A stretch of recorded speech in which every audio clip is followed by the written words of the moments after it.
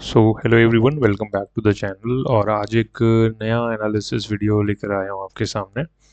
इसमें बेसिकली अपन क्या देखने वाले हैं, कल की बजट की प्लानिंग। क्योंकि आज फ्राइडे है, फ्राइडे के बाद भी मुझे वीडियो बनाना पड़ रहा है क्योंकि कल भी जो है मार्केट वो ऑन रहेगा ड्यू टू बजट। सो सबसे पहले आते हैं बजट एक्सपेक्टेशन क्या बोलता है। ये मैंने हिंदुस्तान टाइम्स ओपन करके रखा हुआ है और यहाँ पे बहुत सारे कमेंट्स आ रहे हैं। एक चीज़ का ध्यान रखिएगा, ये जो सारी चीज़ें हैं ना यार, वो कमेंट्स हैं। लोग बोल रहे हैं कि ऐसा होना चाहिए, वैसा होना चाहिए। बेसिकली जो इकोनॉमी है उसको ग्रोथ करने की बात हो रही है। 2027 तक 125 बिलियन तक पहुंचाने की बात कर रहे हैं, जो कि अच्छी बात है। बट बात ये है कि यहाँ पर एक आम आदमी जो है, जो रिटेलर्स हैं, उनको क्या क्या बेनिफिट्स होंगे ये तो कल ही हमको पता चलेगा। सबसे इम्पोर्टेंट जो इसमें फैक्टर है, टैक्स। अलग अलग सेक्टर्स पे फोकस रहेगा इन लोगों का। कौन कौन से सेक्टर्स पे फोकस रहेगा, आप एक बार न्यूज़ को रिव्यू कर लीजिएगा। बहुत सारी चीज़ें हैं जो आज इसमें डिस्कस की गई है। कुछ इंपॉर्टेंट हाइलाइट्स मैं आपको बता देता हूँ। Increase funding for the affordable housing. Affordable housing का मतलब आप लोग को बता दूँ कि जो भी आप लोग रेजिडेंशियल घर बनाते हैं उसको अफोर्डेबल हाउसिंग के अंदर कंसिडर किया जाता है, और उसकी जो वैल्यू रहनी चाहिए that is 45 lakh including the land also. So आज की डेट में एक छोटी सी भी प्रॉपर्टी खरीदने जाते हैं अपन, तो वो भी करीब करीब 45 लाख की तो सिर्फ प्लॉट ही आ जाता है।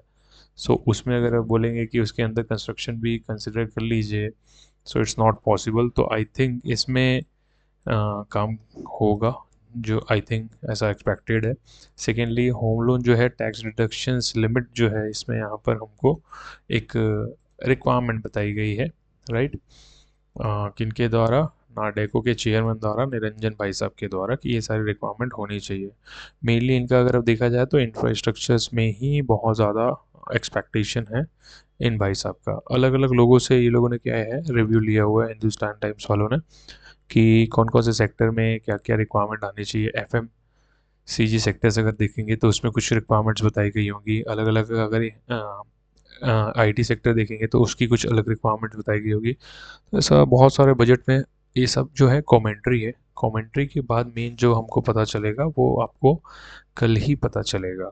अब जब कल पता चलेगा तो आपको ट्रेडिंग किस प्रकार से करनी है ये मैं बता देता हूँ। वोलेटिलिटी आज के डेट में अगर देखा जाएगा तो थोड़ी सी कम हुई है जो कि 17-18 पहुंच चुकी थी, अभी 16 के आसपास पहुंच चुकी है। कल भी इंडिया विक्स डाउन हुआ था, 17 पॉइंट समथिंग था, आज भी डाउन हुआ है। तो ये एक अच्छी बात है, क्योंकि जब भी विक्स डाउन होता है दैट मीन्स इन्वेस्टर्स जो रहते हैं वो इंटरेस्टेड होने लगते हैं इन दी मार्केट।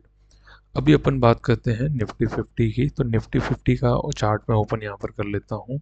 और अगर 30 मिनट की कैंडल देखोगे तो 30 मिनट की कैंडल जो है 200 मूविंग एवरेज के ऊपर बहुत दिन बाद ट्रेड कर रही है।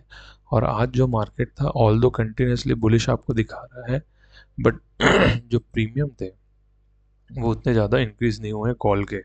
R S I at the end of the day last मेरे को वीक दिखा रहा है, जैसे कि मैं दिन भर भी बता रहा था लाइव सेशन में अपने, उसको एक बार चेकआउट करिएगा। अब यहाँ पर बात आती है कि हमको कल ट्रेड कैसे करना है। कल मैं आप लोगों को बोलूँगा जो जिसको भी ट्रेड करना है 11 बजे या फिर 12 बजे के बाद ही ट्रेड करें, क्योंकि 10 बजे से लेकर 11 बजे तक या 11:30 तक कमेंट्री चलती रहेगी। उसके बीच में lot of fluctuation will be seen in the market if the budget is not favourable. अगर बजट फेवरेबल नहीं आता तो आपको बहुत ज़्यादा इसमें चीज़ें देखनी पड़ सकती है। अब आपको यहाँ पर ट्रेड कैसे करना है, तो कल के लिए मेरी ऐसा सच कोई एडवाइस नहीं रहेगी, बट फिर भी अगर अपन डेटा स्टडी करते हैं तो हमको थोड़ा सा आइडिया लग जाएगा कि कैसे काम करना है। ऑप्शन चेन ओपन कर लेता हूँ मैं यहाँ पे आपके सामने। ऑप्शन चेन ओपन करने के बाद यहाँ पर अपन देखते हैं कि कल के लिए क्या सेटअप बन रहा है। तो यहाँ पर आपको दिख रहा होगा एक तरफा बुलिश एरिया आपको दिख रहा होगा, राइट।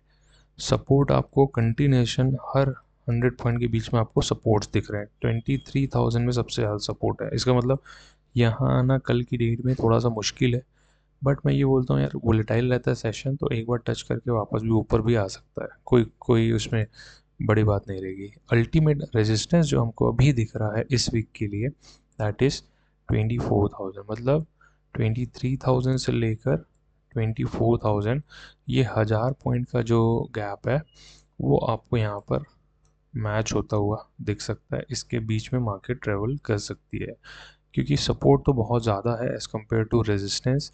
तो एक बुलिश मोमेंटम ही एक्सपेक्टेड रहेगा अगर थोड़ा भी ठीक ठाक या अच्छा बजट आता है तो।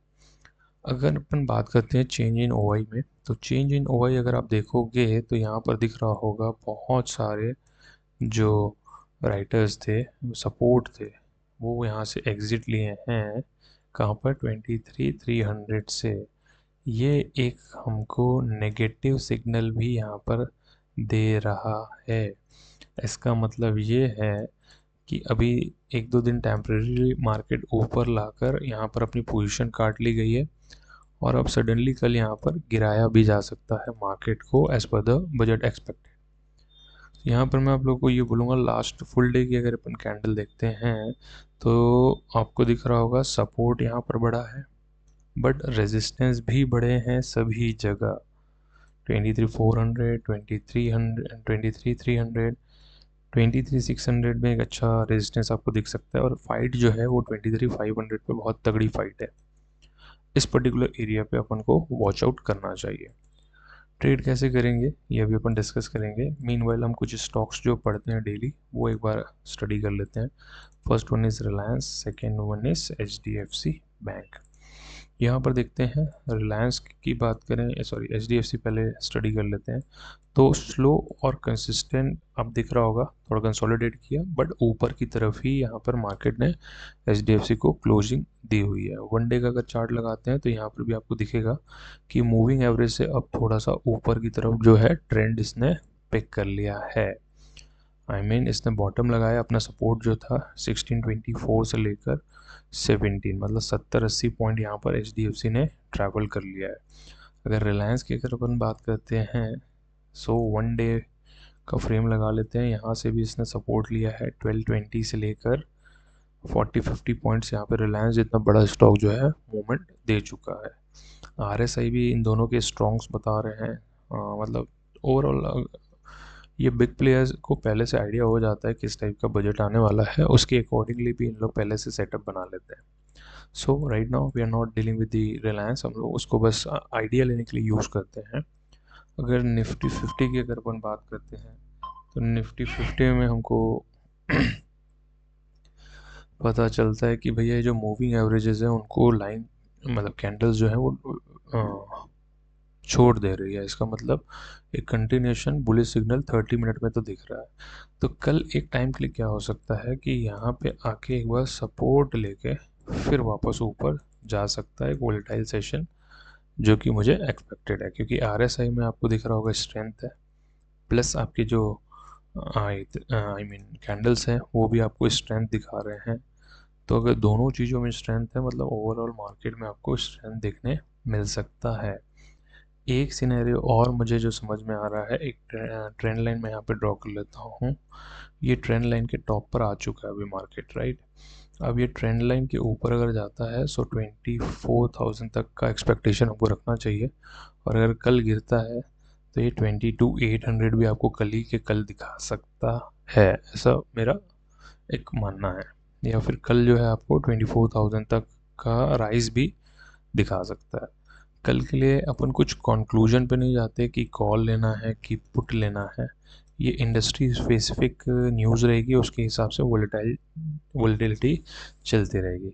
अपन को जो ट्रेड मेनली करना रहेगा मंडे से करना रहेगा, तो एक बजट रिव्यू वीडियो मैं बनाऊंगा सैटरडे या संडे को, उसको एक बार आप लोग चेकआउट करिएगा जिससे आपको किस में इन्वेस्टमेंट करनी है, किस सेक्टर में, वो आपको आइडिया हो जाएगा। So be safe for tomorrow, and that's all from my side today. Thank you so much.